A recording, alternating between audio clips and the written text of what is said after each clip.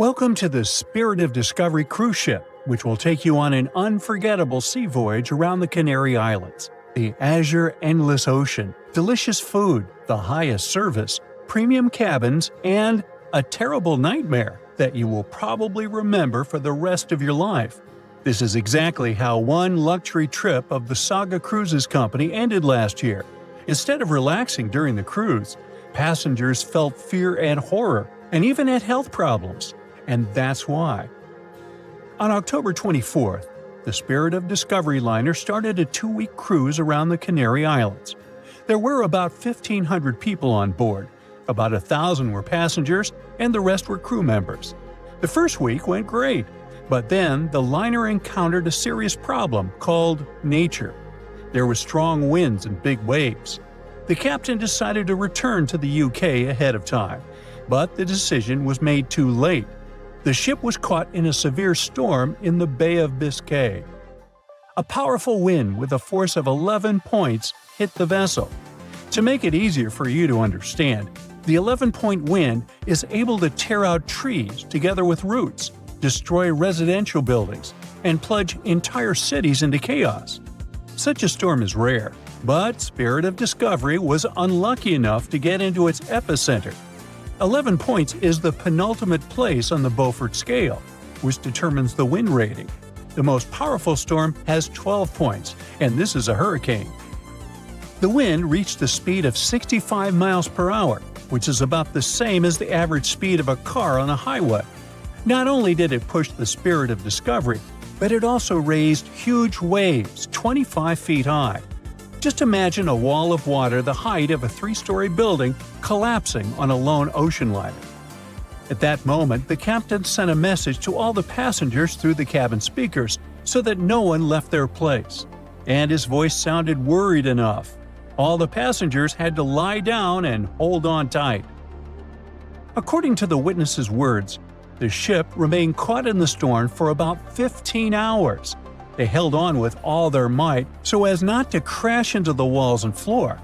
All this time, tables were flying around the ship, dishes were breaking, furniture was moving all over the cabins. The waves smashed windows, partitions, and doors. Some people were knocked down because they couldn't hold on for so long. The storm hurled the passengers from ceiling to floor, from wall to wall. The ship's crew turned the dining room into a medical area to provide assistance to those who had been hurt. Despite the difficult and terrible conditions, the ship's team did a great job. They regularly informed passengers about the current situation and tried to calm everyone down. There was no panic and chaos on board. When the storm finally ended, the ship continued its journey and finally reached land, where medics urgently evacuated 8 passengers to the hospital. One of them was never able to survive this storm. It's good the ship didn't meet a rogue wave during the storm. This is a natural phenomenon that can appear during a storm and even in still water. It's a giant wave with a height of 60 feet. Like a 6-story house, it collapses onto a ship with incredible speed and capsizes it. And then the wave suddenly disappears. This is no joke. A similar wave has been recorded in the Gulf Stream off of Charleston, South Carolina. It's scary to get in its way. Now, let's go back to the past to remember one of the most terrible maritime tragedies. No, we're not talking about the Titanic. We'll talk about the Greek liner Laconia, which set sail from the English port of Southampton on December 19, 1963, with more than 600 people on board. However, just 3 days later, a terrible tragedy happened to the ship in the boundless waters of the Atlantic. At 11 p.m., in the barbershop hall, an electrical malfunction occurred. The problem led to a fire, which quickly spread to other rooms. The crew couldn't cope with it, since the fire was spreading too fast. The ship's team turned on the fire alarm, but there was no command to leave the vessel. Only 2 hours later, the captain ordered the passengers to evacuate. All this time, people were either relaxing in their cabins or enjoying a party in the ballroom. The crew was probably trying to put out the fire without causing panic. However, when the situation became critical, the evacuation began. People panicked and ran to the lifeboats, but many didn't manage to get inside. One of them was John Morris. He survived this catastrophe and shared his memories of how he put his family in a lifeboat while he stayed on board the ship. He didn't even have a life jacket. Since there was nowhere to go, the ship's crew opened a bar so that people could relax a little. However, at that moment, boilers began to explode inside the ship, and it became clear the vessel wouldn't stay afloat for too long. John Morris decided to jump into the water right in his tuxedo. As soon as he was overboard, he grabbed onto a piece of wooden deck cargo and swam as far away from the ship as he could. The giant liner could sink at any moment, and when such a huge object goes down to the seabed, it forms a water funnel that pulls along everything around. Rescuers arrived at the scene sometime later. Fortunately, John Morris's pregnant wife and young son were alive, but his mother-in-law unfortunately didn't survive the disaster, like many other people that day. Of course, after this incident, the Greek Ministry of Merchant Marine initiated a thorough investigation. For 2 years, they collected information from passengers and the captain, studied the technical characteristics of the ship, and eventually came to certain conclusions. According to them, the ship's crew gave the evacuation order too late. Not all passengers were able to get into lifeboats, but half of those boats remained on board because of the chaos that prevailed during the evacuation. Several officers of the liner were accused of negligence, but the captain and his first mate received the most criticism. As for John Morris, he stated that he felt himself under protection that day. Another unusual story happened on a cruise ship relatively recently. Spoiler alert, the ship didn't sink, there was no evacuation, and the weather was good. However, for many passengers, this journey became a real challenge. Imagine that you've been working for a long time and saving up money to go on your dream trip on the Celebrity Mercury cruise ship in the Caribbean. You arrive in South Carolina, from where the ship begins its journey. You get on board, looking forward to a week's rest. At first, everything is fine. People are having fun, chefs are cooking delicious dishes, and beautiful daytime landscapes turn into night parties. But then suddenly, many passengers start throwing up. Someone is in a hurry to go to the toilet, and someone stays and vomits right in the halls. The cruise turns into chaos. More and more people feel terrible because of unknown poisoning. You also visited the restaurant and eaten seafood, but fortunately, the disease has avoided you, which can't be said for more than 400 other passengers. Almost every 1 in 4 people on board face gastrointestinal problems. There were almost 2,000 people, and a quarter of them are in bad condition. Crew members do endless cleaning. They wash the deck, give people nausea pills, and ask them not to leave the cabin till the illness passes. The captain sends several samples ashore to determine what caused the poisoning. Unfortunately, the cruise is already ruined, and all the passengers have unpleasant memories. So the company organizing the trip issues certificates that can be used on future cruises. It's not the most pleasant experience, but it's still better than nothing. Now, imagine if, instead of just feeling sick, people got infected with some kind of bacterium that would turn them into zombies. It would be much more exciting and scary. Now, do you think you could survive on such a ship full of zombies? And how would you do that? Tell me about it in the comments. There's a stretch of water that even the most experienced explorers fear. No matter what season you choose to cross it in, you risk meeting face-to-face with waves that can reach as tall as the Hollywood sign. I'm talking about the Drake Passage, the waterway connecting the Pacific Ocean to the Atlantic Ocean, stretching from Cape Horn at South America's southernmost tip to Antarctica's South Shetland Islands. It's about as wide as the distance from London to Berlin and takes up to 48 hours to cross. Some sailors compare getting on the other side to going to the moon. That's how challenging it is. Even the man who discovered it, Sir Francis Drake, never sailed these waters because they seemed too dangerous to him and opted for a calmer, although longer, Strait of Magellan. The passage took the lives of around 20,000 sailors and over 800 ships. Tourists who want to see Antarctica cross the Drake Passage on a regular basis, although it's still often called the world's most terrifying ocean crossing. The Antarctic Peninsula, where travelers go, isn't really part of Antarctica itself. It sticks out and points towards South America like two fingers almost touching it. The water gets squeezed between these two land masses, making strong ocean currents. The passage is part of the Antarctic Circumpolar Current, the largest ocean current on Earth. The water rushes through the passage at a speed between 95 and 150 million cubic meters per second, which makes it rougher. And then there are winds that usually blow from west to east and are very strong between 40 and 60 degrees latitude. That's why those areas are called the Roaring 40s, Furious 50s, and Screaming 60s. Land slows down winds, which is why storms hitting Ireland and the UK get weaker as they move east. But Drake's latitude is the only place where winds can blow all around the Earth without being stopped by land, so they keep getting faster.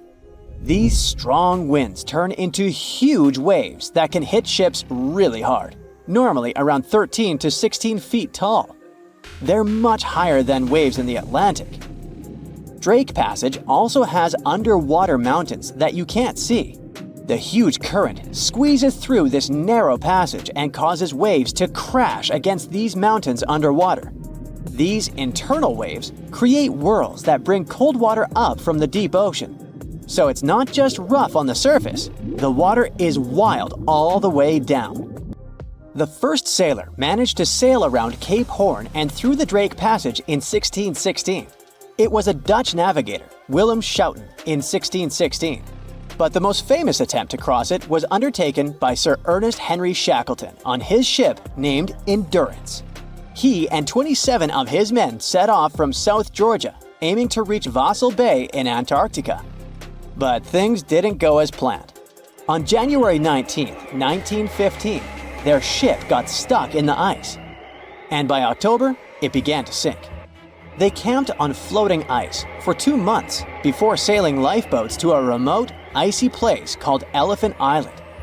Shackleton and 5 men made a risky journey to South Georgia to get help. It took them 15 days to cross Drake Passage with hurricane winds. Finally, they arrived safely and organized a rescue for the rest of their crew. Scientists found the shipwreck of Endurance only in 2022, 10,000 feet below the water. In December of 2019, 6 fearless athletes decided to cross the Drake Passage by rowing a boat for the first time in history. It took them 12 days of non-stop rowing with a 90-minute rotation of rowers. They managed to do it, and it was probably the hardest possible way to cross the passage. The athletes mentioned it was cold, wet, and dirty, and the waves hit them like walls. The weather in the Drake Passage changes a lot, but ship captains can always see it coming and change their path. They will move the departure time to have a safety margin and not to get stuck in the middle of the passage in the worst possible conditions. Sometimes, the journey will be smooth and calm, and they call it Drake Lake. Other times, people on the ship will feel rough waves, which is called Drake Shake. Some experienced captains who often cross the passage say that the Drake Lake effect happens once in every 10 crossings, and they see the Drake Shake once or twice in every 10 journeys. A schooner or a kayak will probably not survive the journey among giant waves, but modest vessels and cruise ships have sturdy hulls and advanced stabilizing mechanisms. So, the journey isn't that dangerous anymore, but still, it's quite an adventure, especially if you're seasick. If you don't feel like risking it but want to travel from the Pacific Ocean to the Atlantic Ocean by water the fast way, the Panama Canal is waiting for you. People first started thinking about making a water path across Panama in the 16th century. Back then, a Spanish explorer found out that only a thin piece of land separated the two oceans. But it seemed impossible to build it because of the mountains and thick jungle, so the idea had to wait a couple of centuries. Finally, in 1880, France, led by the man who built the Suez Canal in Egypt, tried to make the canal. But the people who started the construction soon found out it was much harder than it looked on a map. The land in Panama was one of the toughest and most dangerous places to dig a big waterway. Workers had to literally move huge mountains in a jungle full of snakes, where it was really hot and rainy. During the wet season, heavy rain turned rivers into wild rapids and soaked the workers. Sometimes, they didn't see the sun for 2 weeks, and their clothes stayed wet all the time. Big rocks were falling, and tiny mosquitoes that carried malaria made people very sick.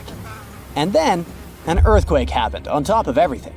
They were losing thousands of people. That's why France decided to abandon the project after 7 years. Then, the United States bought the French assets in the canal zone and finished it by 1914. It cost the US around $375 million. The 50-mile-long passage of water saves ships traveling between New York and San Francisco 7,872 miles. Around 14,000 ships use it every year and pay around $1.8 million in tolls. So it looks like it all paid off. Another challenging waterway in this part of the world is the Amazon River. It's around 4,300 miles long and flows through 3 countries with over 30 million people living in its basin. But there isn't a single bridge across it. The river has many marshes and soft soils, so engineers would need to build very long bridges and very deep foundations, which costs a lot of money. Building bridges over deep water is tough, but in other places in the world, engineers can use things like floating platforms to help. The river's path and water levels change a lot during the year. During the dry season from June to November, the river is usually 2 to 6 miles wide. But in the wet season from December to April, the river can become as wide as 30 miles. And the water level can rise by 50 feet. That's why they can't build floating bridges or pontoons. The riverbanks are made of soft dirt that moves and erodes with the seasons, and it makes things even harder. It would have to be an absolutely unique project to overcome all these challenges. Luckily, there's no pressing need for a bridge across the Amazon right now. The river mostly goes through areas that are sparsely populated, so there aren't so many major roads to be connected by bridges. 2 sailors were traveling not far from the infamous Bermuda Triangle when they noticed a boat that seemed to be moving by itself. The sails on it were down and the motor wasn't running. One of the men was Matt Rutherford, the first man to ever sail non-stop on his own around North and South America, who has seen a lot during his voyages. But this one was spooky even for him. An awfully abandoned boat that could be hiding scary things inside. Rutherford still decided to approach and inspect the vessel to see if there was someone aboard who needed help. This story happened in 2013, but the sailors waited for 10 years before they published the footage. The ghost ship, which turned out to be named Wolfhound, looked like an upscale one, and it probably cost hundreds of thousands of dollars. It seemed like whoever abandoned it was leaving in a rush. There were clothes and other personal belongings all over the main cabin. Some parts of the ceiling had fallen and some drawers had popped open. Rutherford was afraid to open doors in cabins, so he carefully searched the boat step by step, and luckily found no people who would need help. The sailors decided to tow the ghost ship back to Bermuda. It wasn't easy because Wolfhound was bigger and heavier than their boat. After days at sea, the crew was running low on fuel and asked a passing freighter to stop and give them some gas. They kept pulling Wolfhound with just sail power until the tow line got wrapped around the rudder, and they realized they could get stranded in the Bermuda Triangle. So they had to abandon the ship. After another 23 days in the Atlantic, they finally reached Bermuda. As it turned out later, the mysterious ghost ship belonged to an Irish yacht club member. It got caught in a storm with waves that were 20 feet high and super strong winds, and couldn't continue its voyage. A Greek cargo ship rescued the crew, but they had to leave the ship. Rutherford and his crew found the yacht 9 weeks later. Wolfhound is one of more than 50 ships and 20 planes that disappeared in the Bermuda Triangle since the mid-19th century. The first ship, at least officially documented, was the USS Pickering. It departed from Delaware to the West Indies in 1800. There were 70 people aboard. No one ever heard anything from them ever since. And perhaps we'll never know what exactly happened to them and where the ship is now.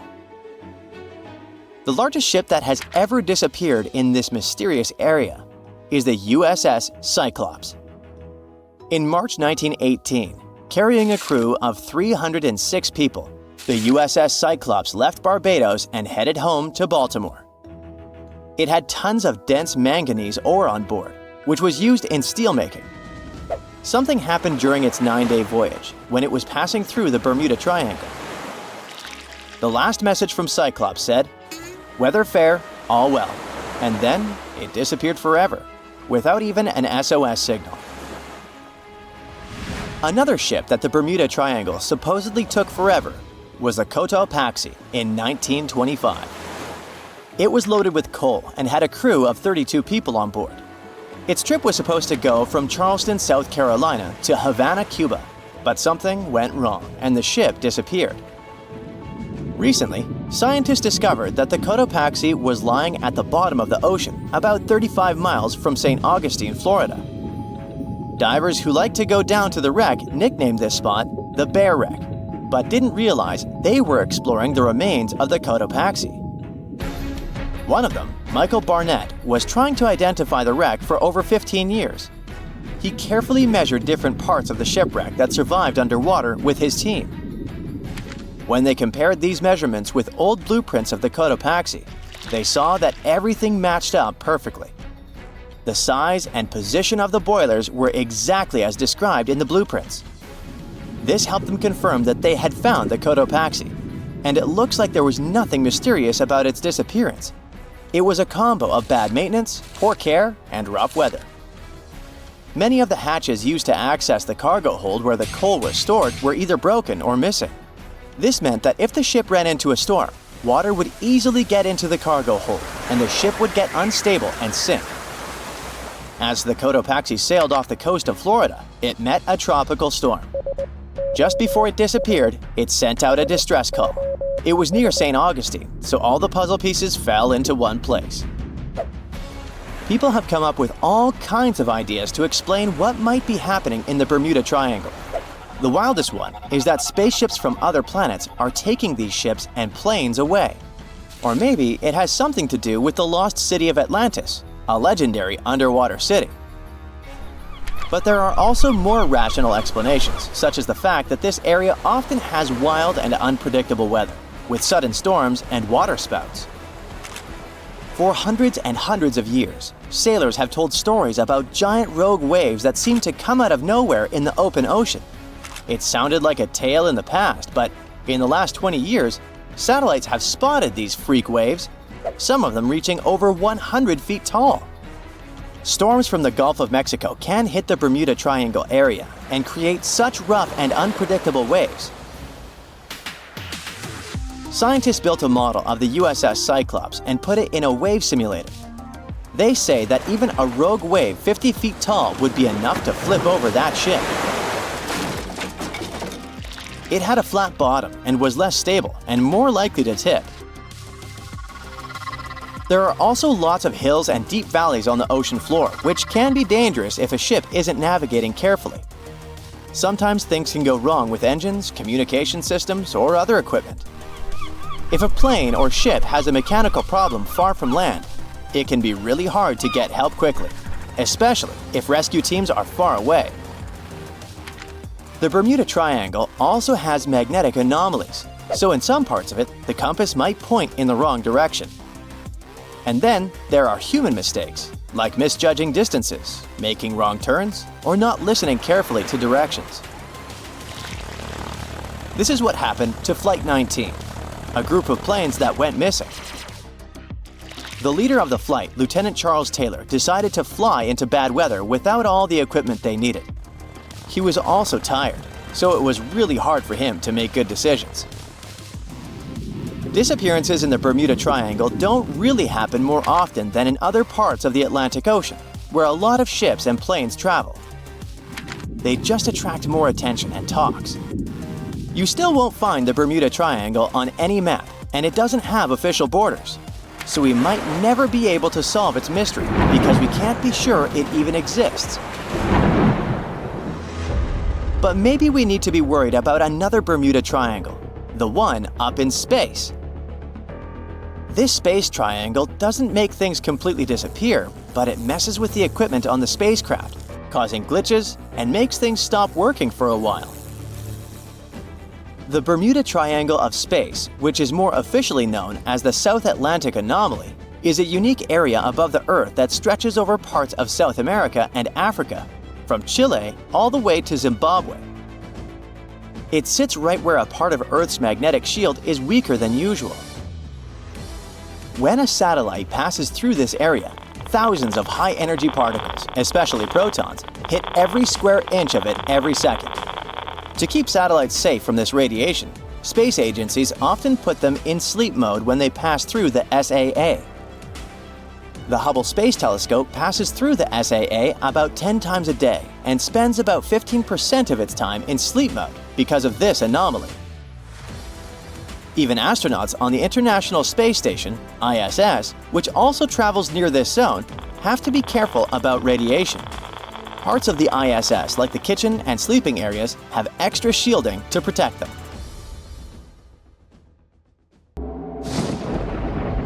There's a ship drifting somewhere in the ocean without a crew. The last time someone saw it was over 50 years ago. Its story reminds of that of the Flying Dutchman, a ship that's bound to sail forever and bring disaster to whoever sees it at sea. At least the legend says so. Unlike the Flying Dutchman, the SS Bay Chimo was definitely real and built for a German company in Hamburg and began as an ordinary cargo ship. It was trading supplies between Hamburg and Sweden in the Baltic Sea starting from 1914. It had a strong steam engine and a hull made of steel. A few years later, it became British property. Then, in the 1920s, a Canadian company purchased it for around $18,000, a huge amount of money back then. The new owner, the Hudson's Bay Company, was actively using the ship for several years. They would often send it on voyages from its home port in Scotland to Siberia, Alaska, the Yukon, and the Northwest Territories. It also passed through the Panama Canal and even the Suez Canal, with fur pelts for sale on board. Sometimes it would also transport passengers. It had completed 9 successful voyages before this strip of good luck came to an end. Starting from the 1930s, SS Bay Chimo would have trouble with ice and storms. When it first got trapped in ice in October of 1931, some of the crew managed to escape to Alaska. 15 of 22 sailors decided to stay with their vessel and try to save it. They had furs and other valuable cargo worth around $58,000 aboard. The company sent them supplies to survive the winter. They set camp near the ship out of the hatches, tarpaulins, and other materials, and offloaded the cargo. At the end of November, a blizzard rushed through the area, and it seemed like it had taken the ship with it. The ice platform had survived, but the ship broke free. Some of the crew members were sure it had sunk. But soon after, they heard from one of the locals who had spotted their ship around 45 miles away from their camp. The crew moved on with their lives, and the ship started its journey as a runaway vessel. People would spot SS Bay Chimo once a year or so, all the way until 1965. It was mostly spotted off the coast of Alaska. A man going to Nome with his sled dog, along with prospectors, explorers, and treasure hunters, all claimed to have seen SS Bay Chimo. Someone tried to board it and take it to port, but ended up stranded on it for days because of horrible weather. Others got luckier and managed to take a whaleboat, some furniture, and other valuables from the vessel. Those who got close to the ship saw that it was damaged and missing the propeller. Still, it stayed afloat without a crew for at least 38 years and became the longest sailing ghost ship in history. In 2006, the Alaskan authorities started a project to solve the mystery of this ghost ship of the Arctic and finally find SS Bay Chimo, either still above or below the water. So far, the project has not been a success. SS Bay Chimo remains one of the estimated 4,000 ships that have disappeared off Alaskan shores. If the legend of the 17th century isn't lying, this ghost ship could be sailing somewhere along the Flying Dutchman. It belonged to the Dutch East India Company.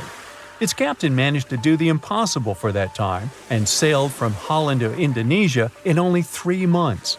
They said he was flying over the sea, and some evil tongues explained that he had made a deal with evil forces to achieve that. Once the ship was sailing back home, its captain and crew disappeared without a trace. There are many versions of what happened to it. One of the first ones said it had tried to enter port at the Cape of Good Hope, got in a terrible storm, and sank as there was no captain to save it. Another legend says the captain had refused to obey the skies to let the ship sink during the storm. A scary life form then struck the boat and the crew, and it was condemned to forever wander without rest. Many sailors claim to have spotted the Wandering Dutchman. The Duke of York, who was to become King of England, mentioned having seen it in Australian waters. Right after spotting the ship, the man who saw it first fell from the top of the mast and didn't survive. There were more encounters with this legendary ship up to the middle of the 20th century. Ships would nearly collide with it as the Flying Dutchman jumped out of the blue. Scientists have a more logical explanation for this mystery: Fata Morgana, not to be confused with Hakuna Matata. Now, when you're out at sea on a hot day and the air is all wavy, it feels like when you look at the road on a scorching summer day. That's because of something called atmospheric refraction. When light passes through different layers of air with different temperatures and densities, it bends and twists. Sometimes, under certain conditions, this bending of light can create really bizarre optical illusions over the ocean, like sightings of the Flying Dutchman.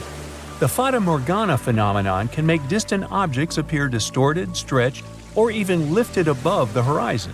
So you can see a ship far away, but because of the way the light is bending, it will look like it's floating above the water or even disappearing and reappearing. A Fata Morgana is most commonly seen in polar regions, especially over large sheets of ice that have a uniform low temperature. But you can see it anywhere, even in deserts and over lakes on hot days. The first stories about ghost ships go all the way back to ancient Greek and Roman mythology. One of the most famous ghost ships in history is the Mary Celeste. This brigantine was traveling from New York City to Genoa and was fully stocked with provisions, but missing a crew when it was discovered in the Atlantic Ocean in 1872. The crew's personal belongings were also there, completely undisturbed. The final entry in their log was made 10 days earlier. We still don't know what happened to its crew, and the ship has inspired many spooky stories and legends.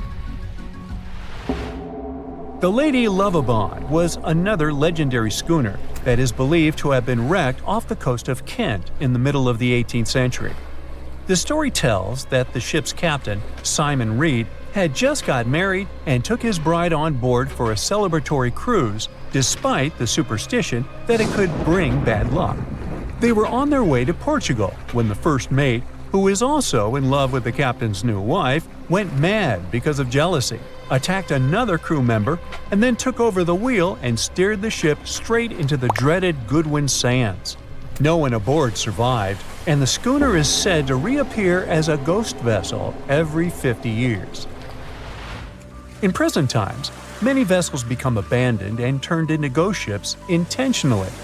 There are thousands of them floating in U.S. rivers, lakes, channels, and coastal waters.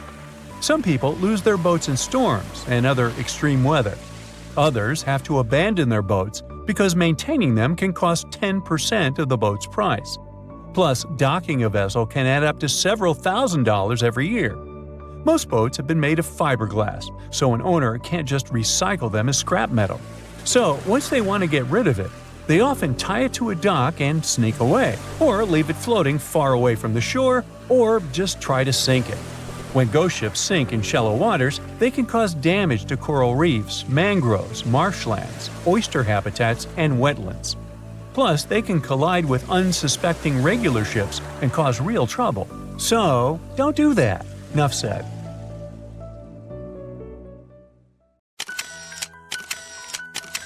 At the beginning of the 20th century, somewhere off the coast of West Africa, a German steamship was leaving the port. Suddenly, the weather got worse and the vessel entered a thick fog. The sailors ran aground on a sandbank close to the shore. Luckily, no one was hurt, and they were even able to save their precious cargo. But the ship was stuck in the sand for good. And it was not alone there.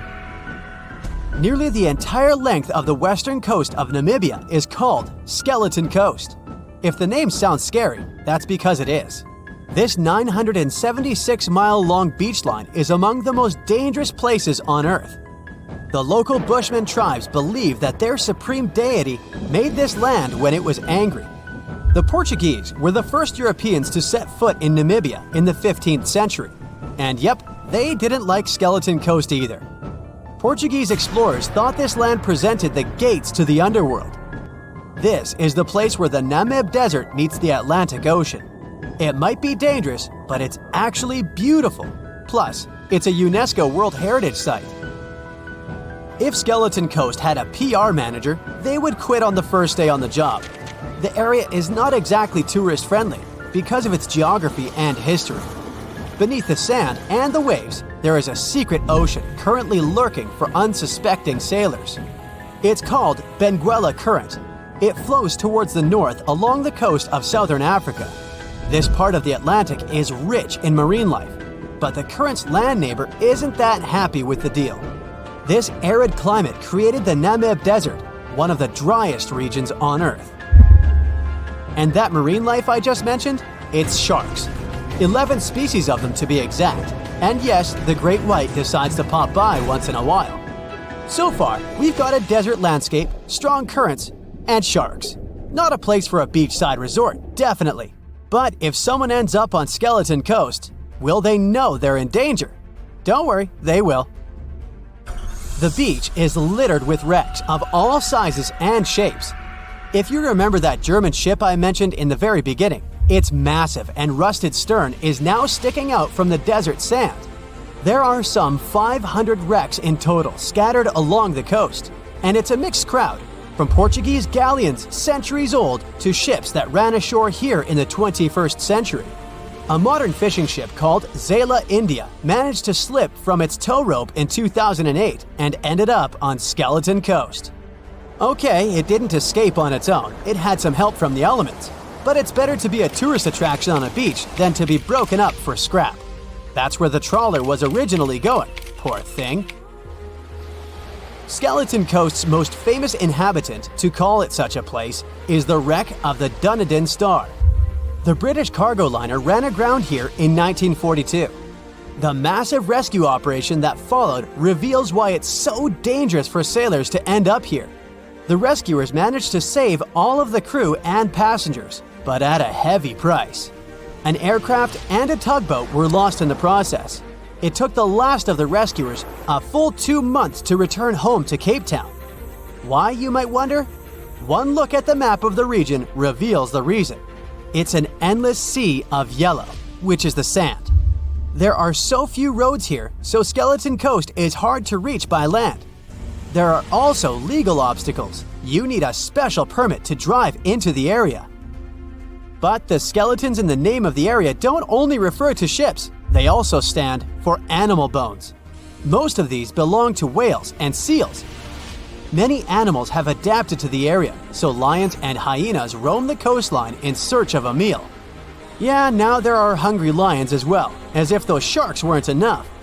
Other animals with a temporary residence on Skeleton Coast include elephants, cheetahs, leopards, and giraffes.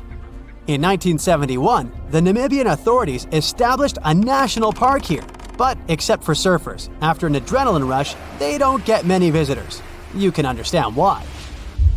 The Namib Desert is the oldest desert in the world, and it's not very tourist-friendly either.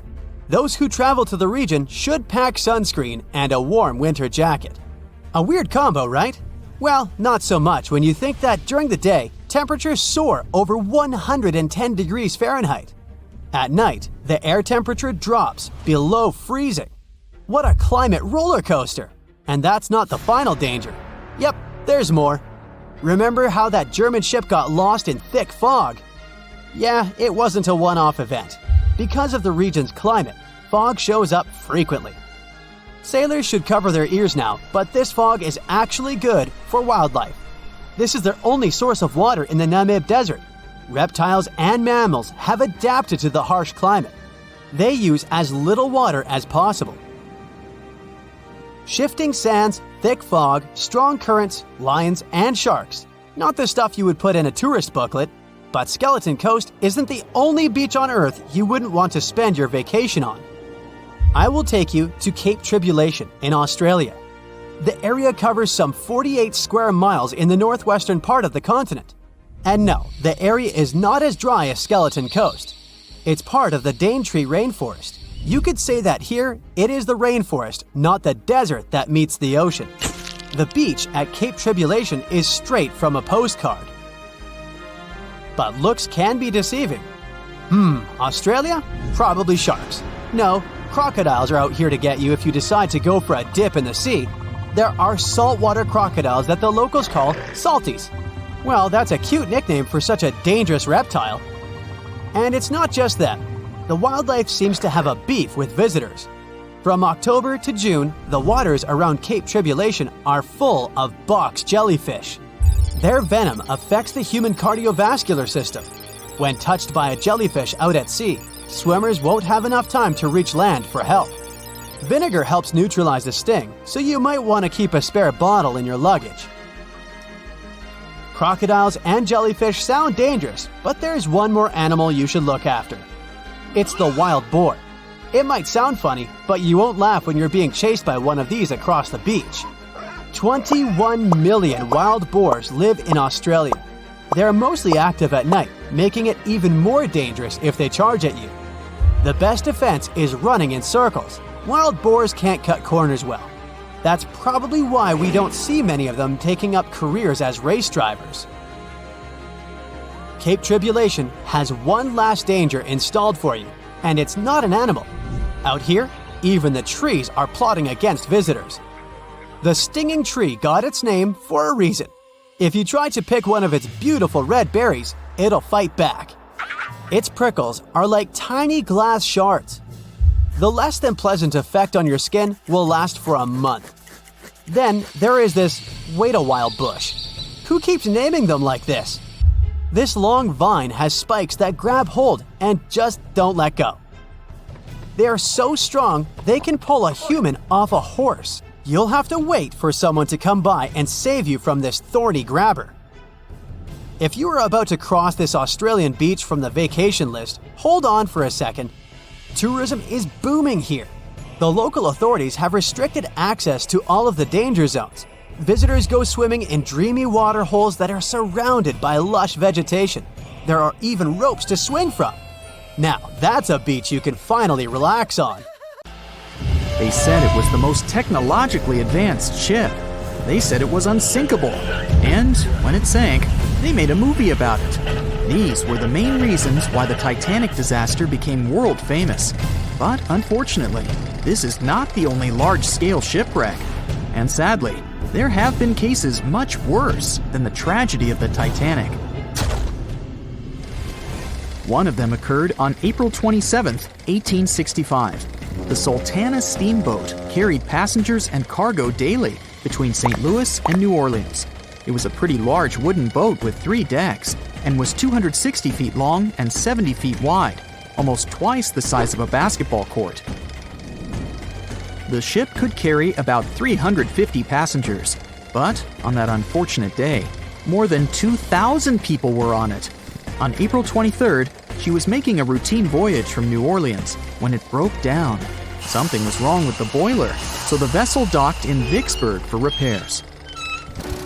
At the port, the ship's captain, James Cass Mason, found out about an excellent opportunity to earn a lot of money. All he needed to do was to transfer a large group of former prisoners to the north. The captain agreed to do it, but the problem was that the boiler required a lot of time to repair. Mason was afraid that his competitors would take the job, so he decided to sail despite the malfunction the ship had. He patched up the holes in the boiler instead of a big repair and invited all the ex-prisoners on board. So, there was a broken boiler, an excess number of passengers, a lack of lifeboats, and not the best river conditions.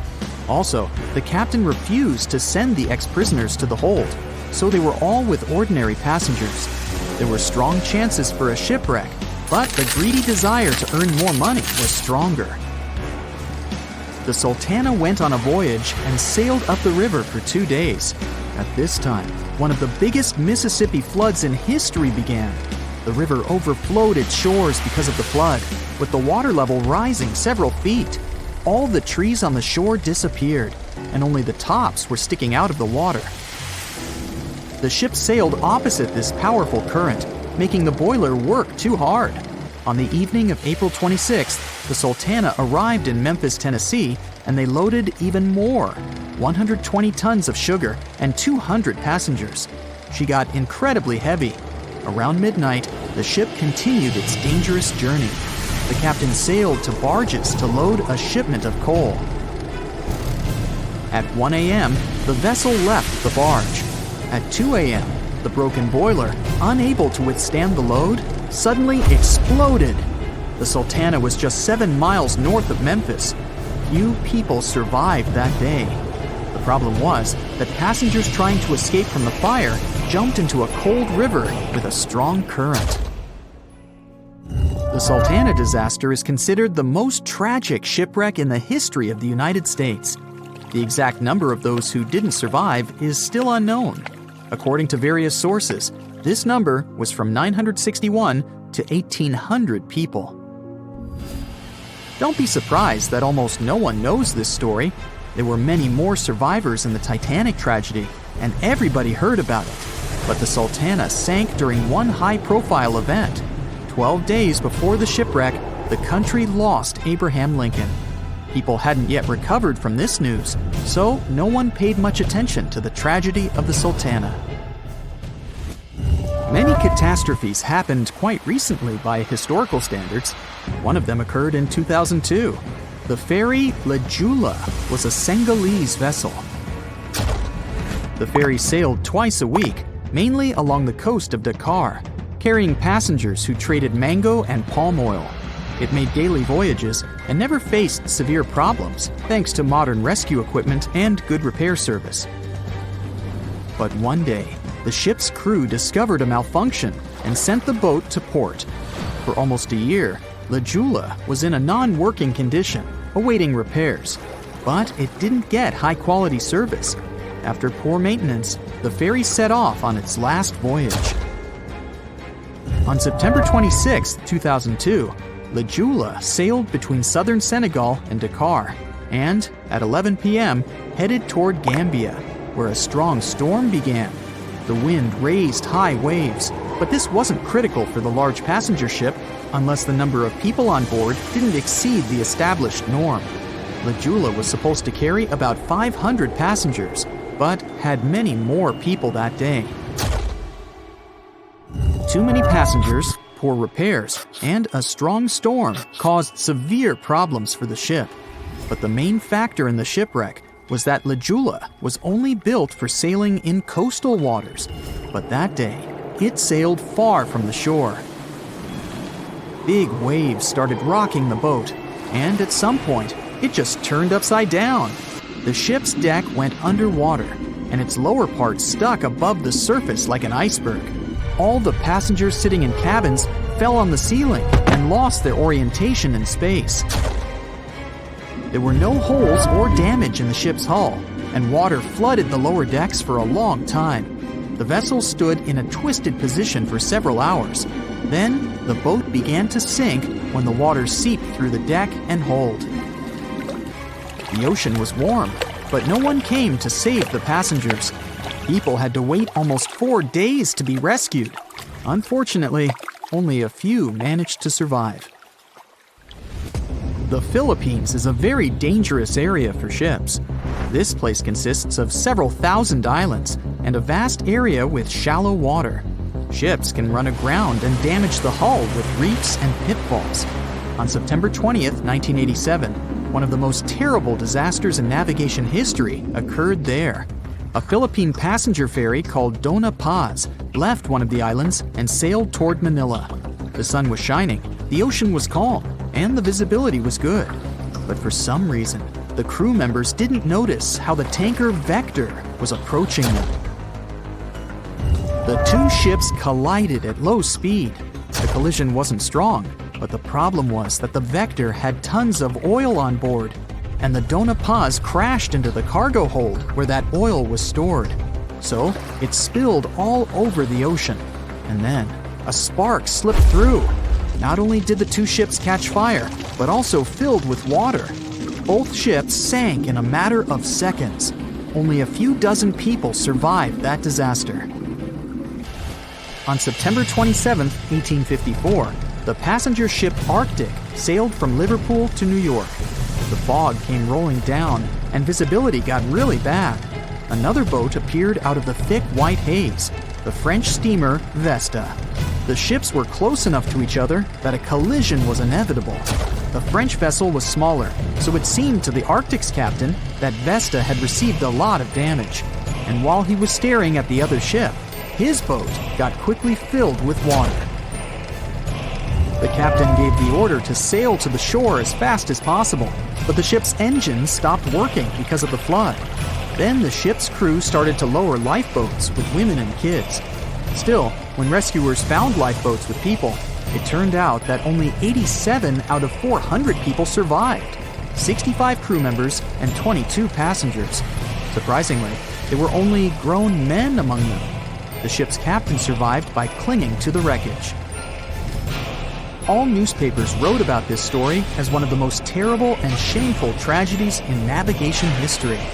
The survivors were criticized because they didn't save women and kids, and the crew members were accused of violating the law, since the safety of passengers should be higher than the safety of sailors. But despite this, none of them were brought to responsibility. Unfortunately, shipwrecks still occur to this day, but fortunately, there are fewer of them than before, thanks to modern navigation systems and radar. But no technology can guarantee there won't be a super strong storm or any other emergency that no one can foresee. No matter what happens, don't stop! We almost got it! Two treasure seekers are digging frozen ground in a cornfield at night. It's raining hard, lightning is flashing, but these two guys keep working. And now the shovel hits something solid. No way! A treasure chest! They start digging faster and find a piece of a ship's engine. What the? Far from the seas and lakes, somewhere under the fields of Kansas City, they found a giant sunken ship. How is this possible? Now you'll see. Some people spend their lives searching for shipwrecks with treasures underground. One of them is explorer David Hawley. He's been looking for such ships far from the seas, rivers, and oceans for many years. He does this because he likes the feeling of adventure. The holds of these ships may contain chests of gold, antiques, and artifacts. And you can get a lot of money for them.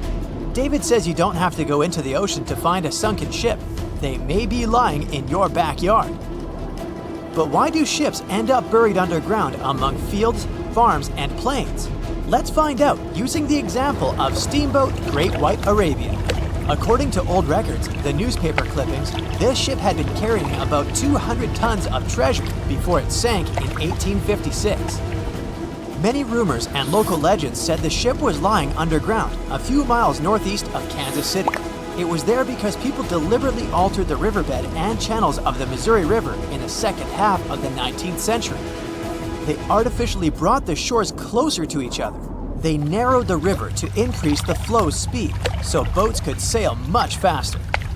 In the 19th century, steamboats were the most popular means of transporting passengers and goods.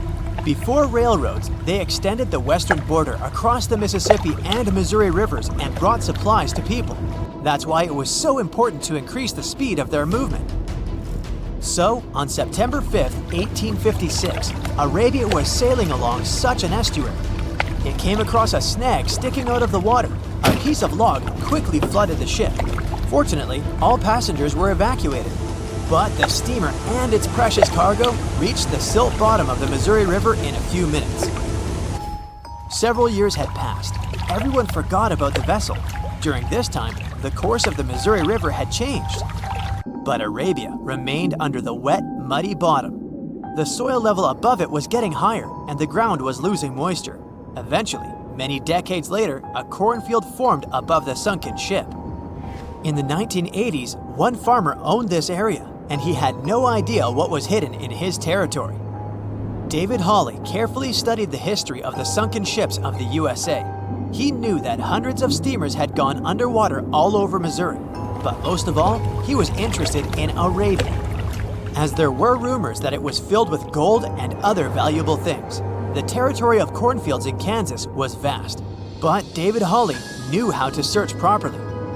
In 1987, he started working, first together with his brother and father. They collected all the clippings from old newspapers they could find. They were looking not only for information about the steamer, but also for maps of the Missouri River. They tracked its historical changes, checked the dates, and identified a large area where the steamer sank. Next, they used electromagnetic testing and other geological stuff to study the soil and find the right place. They searched for differences in ground moisture and density. Then, they went through the territory with powerful metal detectors. And so, by the fall of 1988, they had determined the location of the steamer. Arabia was the size of a football field. This gigantic vessel lay 45 feet underground, 4 stories down. But before they started excavating, they had to ask the owner of the cornfield for permission. For the farmer, this news was a big surprise. He agreed, on the condition that the excavations would be completed by spring so that he could sow a new crop. Digging a giant ship in winter is much more difficult and expensive than at other times. It includes additional equipment, electricity, and heating costs. The team worked day and night. They financed the excavations out of their own pocket. Each invested more than $10,000 and took out a bank loan. Finally, they noticed the first details of the ship. The shovels hit the huge engine boilers and the deck. The goal had been achieved. Most of the cargo lying inside the sunken ships is covered with rust, shells, mud, and is badly damaged. The contents of Arabia were in excellent condition, considering that the ship had sunk 130 years prior. Unfortunately, they didn't find the chests of gold. Still, they got several tons of other valuable cargo, household items of people who lived in the middle of the 19th century. It was a time capsule. The ship was carrying supplies for hundreds and thousands of people, and all these things were perfectly preserved. For example, they could clearly see the brand stamp Goodyear Rubber Company on one rubber shoe. The longer the excavations continued, the more things David and his team found. In the barrels, they found plates from the 19th century. They were intact and usable. Also, there were clean clothes, thousands of pairs of shoes, harpoons, frying pans, and umbrellas.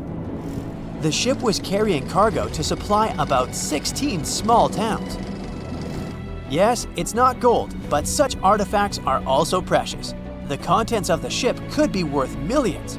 However, the crew wasn't going to sell these things. They made a museum on the site of a former fruit market in Kansas City. If you go there, you will immediately feel like you're in a department store of the 19th century. There are thousands of items in good condition. Even the matches here are dry enough to light up. It took David many years to present the entire collection from the steamship. He values each of the items and doesn't want to sell them. Anyone can come here, pay for a ticket, and find themselves in the past. Who knows, maybe there's an old ship hidden in your backyard too. Geologists found an older vessel in the hot desert of Namibia in 2008. This ship sailed back in the days when pirates scared sailors on the seas, and now it's inside a dried-up lagoon. The ship sailed from Lisbon in 1533 and disappeared with the crew near a small diamond mining town. After almost 500 years, the hull had been badly damaged. Only the carcass of the ship remained, but the treasure hidden inside the vessel stayed intact. They carefully studied the boat for a long time, trying not to ruin anything. And then, 5 days later, they found a big old chest in the hold. Carefully opening it, they found gold coins there. Thus, the cost of the ship was estimated at about $10 million. The exact cause of the shipwreck is unknown, but experts believe the ship was destroyed by heavy cargo and bad weather. It went to the bottom of a lagoon that later became a desert. Some find an airplane in their backyard, others discover a ship, and one man found a passage to an ancient secret city in his house. This happened in Turkey in 1963. The owners of the building decided to make repairs. He went to his basement and knocked down the wall to turn this place into a living room. And so, behind one wall, he found a tunnel leading underground. The man thought it was some kind of a secret chamber. He went down there and realized it was something much more than that. It was an ancient city 18 floors deep. People built it in the years 780 to 1180 as a refuge from weather disasters and the invasion of enemies. This place also includes many underground tunnels that stretch for several miles in different directions. People could get to the town from different points using secret passages leading to these roads. The city can accommodate about 20,000 residents, livestock, and tons of food supplies. Archaeologists have also found a chapel, schools, stables, and public kitchens there. They say nothing is ever lost, and it's true. Let's discover ships frozen in time. The first one is truly fascinating. Here, the Antikythera shipwreck. It's a Greek trading ship from the 1st century BCE. It's located on the east side of the Greek island of Antikythera and at the merging point of the Aegean and Mediterranean seas. Around 2,000 years later, in 1900, a group of Greek sponge divers discovered the wreck. They were going to Tunisia, yet they were forced to find shelter from a storm on a nearby island. Since they couldn't go anywhere due to the storm, they decided to look for sponges until the weather got calmer. One of the divers discovered the shipwreck at depths of around 130 feet. Imagine someone going for a sponge hunt, but getting out to the surface with archaeological treasures. The captain of the sponge boat talked to the Greek officials about what they had found. The officials sent 2 ships to the wreckage. The salvage operation was successful, and discoveries are now in Greece's National Archaeological Museum in Athens. The findings included 3 life-sized marble horses, jewelry, coins, and hundreds of works of art, including a 7-foot-tall colossus statue of Hercules. Among these treasures, Antikythera ephebe, a bronze statue of a young man, caught more attention.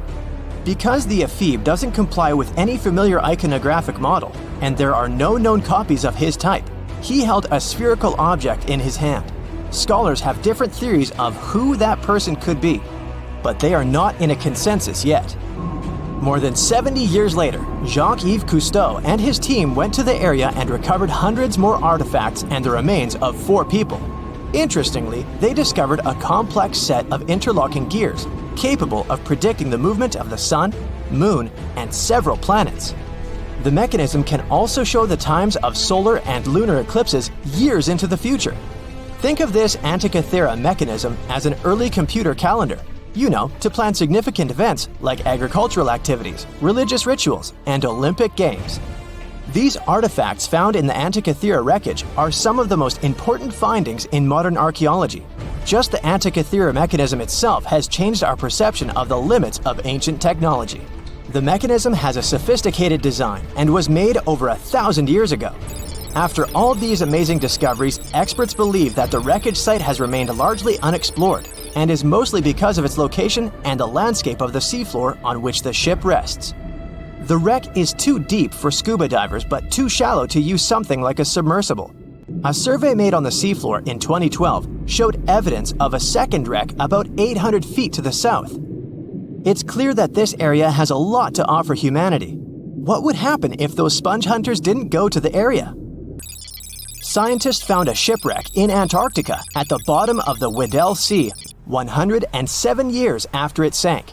The name of the ship was Endurance, and it was the lost vessel of Antarctic explorer Sir Ernest Shackleton. Scientists who laid eyes on it decades later say it is among the greatest undiscovered shipwrecks ever. That is why they filmed the whole discovery. The video shows the remains of the Endurance and proves it is still in remarkable condition. It has been sitting in 10,000 feet of water for over a century, yet it looks like it sank very recently. So the story goes like this. The ship was crushed by ice and sank in 1915. Shackleton and his crewmates had to escape by themselves in small lifeboats. From then on, it was all about survival. Shackleton imagined to get his crew to safety. Then, the ship sank. Yes, this is a pretty impressive story. But why did scientists prize this ship? Firstly, Shackleton's Imperial Trans-Antarctic Expedition sailed to make the first land crossing of Antarctica. Yes, the crew was trapped in ice, but the intention was important. Secondly, it's about the challenge itself of finding the shipwreck. The Weddell Sea is almost always covered in thick sea ice. You know, the same ice that made the Endurance sink. Getting near the presumed sinking location is super hard, let alone being able to conduct research. Experts of the modern expedition team foresaw the time when the lowest extent of Antarctic sea ice would come using satellite images. They realized that the weather was in their favor to start an expedition. Dr. John Shears said that they have successfully completed the world's most difficult shipwreck search, fighting against constantly shifting sea ice, blizzards, and temperatures decreasing to -0.4 degrees Fahrenheit. Yeesh, I can't imagine the worst conditions in Antarctica if these conditions are in their favor. Lastly, look at this. It's timbers. They're very much intact. Plus, you can read the ship's name. It's still visible. Marine archaeologist Menson Bound says that this is the finest wooden shipwreck he has ever discovered. He has 50 years of career experience, so I believe the guy. So how come the wood is not rotten? Dr. Michelle Taylor, a deep-sea polar biologist, said that there has been little wood deterioration because the wood-munching animals are not in this forest-free region of Antarctica. Workers of a coal mine in East Serbia discovered 3 shipwrecks that had been there for at least 1,300 years. The largest shipwreck is an ancient Roman fleet. It's around 50 feet long with a flat bottom. It's estimated that the ship could carry a crew of 30 to 35 people. Looking at its hull, you can see the marks of repairs. Wow, this one had a lengthy career. You know, it gives us insight into more than 1,000 years ago. The 2 smaller vessels, on the other hand, match descriptions of boats used by Slavic groups to attack the Roman frontier. These 2 have been discovered under mud and clay in an ancient riverbed. Apparently, in those times, there was a Roman base in a place called Viminacium City. Interestingly, Viminacium was a provincial capital with an estimated 40,000 inhabitants in the 4th century CE. For comparison, it was even larger than Pompeii. The Kostelach coal mine is a center of hidden gems. Archaeologists had found evidence of ancient human and animal activity here before. For instance, in 2012, experts found bones of at least 5 woolly mammoths, which went extinct about 10,000 years ago.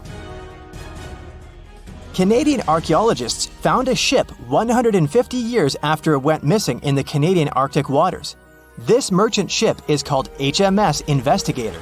It was purchased in 1848 to search for the explorer Sir John Franklin's ship that got lost in the Northwest Passage expedition. So, HMS Investigator left Britain in 1850 for this rescue operation. The expedition crew, captained by Robert McClure, sailed the Investigator into the water. He realized that he was in the final leg of the Northwest Passage, the sea route across North America. But before he could sail into the Beaufort Sea, the 122-ton ship itself got stuck in the thick ice.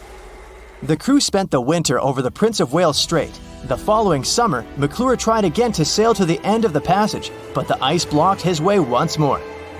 Here, too, the crew was forced to leave the ship. He steered the crew into the Bay of Mercy. There, they were to remain until 1853 when the crew of the HMS Resolute rescued them. Imagine a crew of 60 people who had to spend 3 winters in the Arctic without even knowing if they would survive. Later on, the ship was found sitting upright in about 36 feet of water. It was in very good condition. Arctic water has prevented the outer deck of the vessel from deteriorating quickly. The outline of the ship and its timber can be clearly seen. Plus, archaeologists have uncovered artifacts on land left by the sailors. They had unloaded everything before abandoning the Investigator. 3 sailor graves and 1 British naval shipwreck had also been discovered in the area. I wonder what else they could find there. Wow, it's the only place where 1 minute you're learning 17 natural ways how to get rid of houseflies, and the next, you're taking an epic journey straight into a black hole. More than 10 billion, with a B, views in total. That's 47 billion minutes watched, or more than 70,000 years. That's all the way back to the Ice Age. No, I wasn't around then. 40,000 videos, hundreds of topics, and most importantly you, a whole 44 million of you. Our viewers. We could populate an entire country if we wanted to. We'd like to continue helping you learn and giving you useful skill improvement tips. Got a thirst for knowledge? We've prepared 4 masterclasses on creating a 2D character animation from scratch, 10 hours of video lessons, practical tasks using professional software, and additional materials that you can use with your own projects. Get the full course now and create your own animated masterpiece.